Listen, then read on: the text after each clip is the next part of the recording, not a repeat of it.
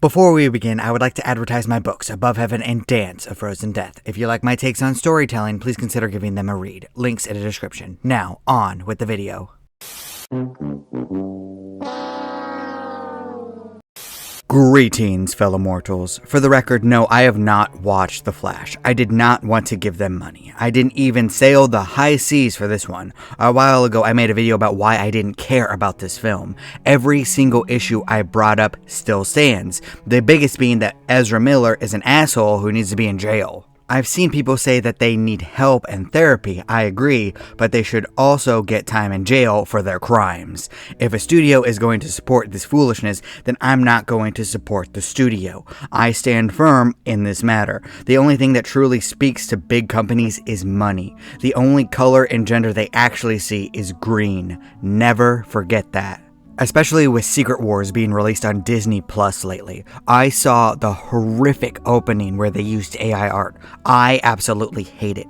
I refuse to watch or engage with it at all after this. I haven't paid for Disney Plus for a while, and this reaffirmed that conviction. And if you're one of the people who disagreed with my takes on AI and how it would all work itself out, then you better not be watching this show either. Anything that uses AI or hires actors that have done horrific things needs to be boycotted. And I don't mean to take a stand in a pickup line, go on Twitter, or scream about it. Just stop engaging in the content. Controversy creates cash. Attention creates money. Apathy loses people money. Give the companies that you don't like apathy and they will crumble. No.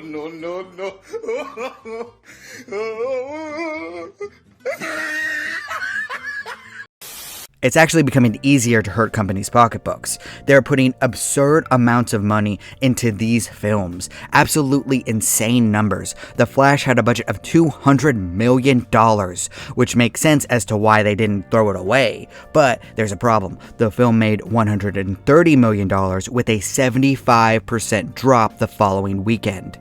The Flash didn't even meet its own budget, and this isn't counting the fact that most films need to make double its budget in order to break even due to marketing, advertising, and other costs. So The Flash needs around $400 million just to avoid being in the red. Who thought this was a good idea? That's horrendous, just terribly bad. Warner Brothers Discovery is already in a terrible place financially. At this rate, they won't get a chance to recover. Are there secret double agents behind the scenes trying to sabotage DC films and Warner Brother films as a whole? That was a joke, by the way, because I'm just some idiot who took a few business courses in college. Here's the thing though, business isn't actually all that complicated. The hardest part is making people care. But besides that, the entire basis is this. Make sure how much money you bring in is more than how much you spend. Welcome back, Captain Obvious. Yes, I am! Yeah, it's not exactly rocket science, but Hollywood seems to be forgetting the fact that they need to limit how much they spend. The Flash isn't the only film to bomb because of the amount of money put into it. The new Pixar movie Elemental also had a budget of $200 million. The new Little Mermaid had a budget of $250 million. Elemental struggled hard, and The Little Mermaid has failed to reach the double mark that signifies breaking even. That is horrendous. How could anyone justify putting that much money into something? You're not Avengers Endgame or Avatar. You're not going to make $1 billion. How is this even possible? Where did the money go? I get with Elemental that they put a ton of effort into making the elements of water and fire look as dynamic as possible, but from the clips that I've seen from The Flash and The Little Mermaid, things did not look great with the CGI. I thought the whole point of CGI was to make a movie less expensive. If something has a budget of $250 million, it should look like an angel crafted it out of gold. Instead, everything looked drained out and lifeless. Look, this isn't me criticizing the quality of the writing here. I have not seen any of these films besides some clips. I've laid out why I don't care about The Flash. I never liked The Little Mermaid to begin with. Plus, I'm a grown-ass man with no kids and a wife who hates that movie too. So that was never going to happen, and Elemental failed to catch my interest, especially because the entire gimmick was supposed to be a substitute for real-life racism, which appeared awkward to me.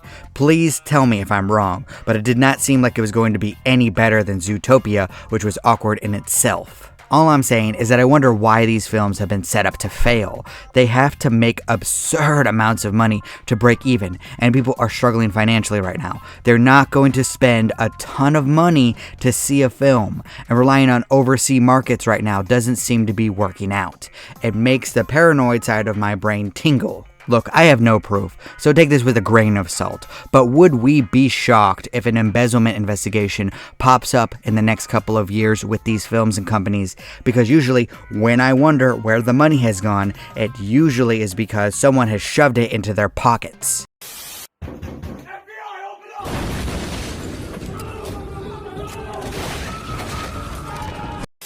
Even Netflix is doing this foolishness right now. Scarlett Johansson is going to be in one of their new movies. The budget is $100 million for a random streaming service movie that no one's going to hear about again until it comes out. How does anyone expect this to be profitable in any way? Is this just an excuse for an extravagant vacation? And the new live-action One Piece show costs $18 million per episode. That is insane. Isn't Netflix famous for canceling good shows because they supposedly cost too much to make for how much people watch them? I mean, how many shows get tossed away for that very excuse? Something is wrong in this equation. It feels like something is going on that we don't know about yet. And the insane aspect of all of this is that the answer is really simple. There needs to be budget-slashing business people involved with these projects. They don't need to give advice creatively, but they need to say when something isn't viable financially. Cut the costs so that it's easier to make a profit. There can be small projects like The Menu, which is a horror/dark comedy film that I recently enjoyed. That movie was good and the budget was $30 million. It made close to $80 million, technically making it more profitable than The Flash. Or even something like John Wick 4, which had a budget of $80 million and made over $400 million. And that film looked way better than anything I've seen with these superhero films lately. All that glitters is not gold. We live in the reality that art needs to be profitable in some way. If it isn't, the artist can't put in the time and effort to make something amazing. Otherwise, the creative types will only be able to classify their works as a hobby and spend most of their time making an income in other ways. It sucks that art can't just exist for art's sake. I get it, capitalism does suck, but it's the worst system that actually works. So, that's the world we live in, and it's not going to change, ever. I swear to you, people are too selfish for a utopia, and now that megacorporations exist, we're only heading towards a cyberpunk future. These are the rules. We have to exist with them, or we don't exist at all. Unless you're born a billionaire. Then, the rules are different enough for you that you can think that you can go to the Titanic in a submarine, and it's a good idea. And if movies aren't making money, filmmakers aren't going to get any work anymore, unless a billionaire kid decides to make movies on his own for fun. Unfortunately, artists are in a business. They have to cut costs. They have to make money. It's something I realized from the start, making the highest quality content and stories that you can with the lowest possible cost. Personally, I think that I've been doing a pretty good job of it. Even my videos and books are still technically a hobby for me though, but that's just the way the world works. Going into creative fields is difficult. It's almost like it's a job. I'm boring myself just talking about this. To me, this situation is a blood-soaked, nightmarish hellscape. Look, I'm sorry, okay? I have been having a long day. 10 years of long days, actually. Many of you might think that this is obvious or stupid, but here's the thing. The art that you love has to make a profit. Otherwise, it will go away. There are no exceptions. Money always wins in the end, and I'm not chastising anyone for not giving all of their money to one film. Imagine if The Flash, Elemental, or The Little Mermaid cost half of what they did. They would be sitting pretty right now because fans technically did show up. They did want to see these films. They just showed up in a reasonable way instead of being insane about it. Companies cannot expect a small group of fans to support them alone.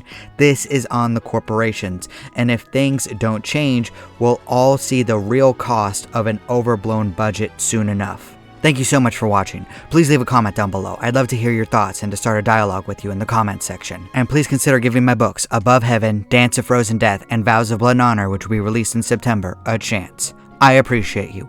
Do not despair.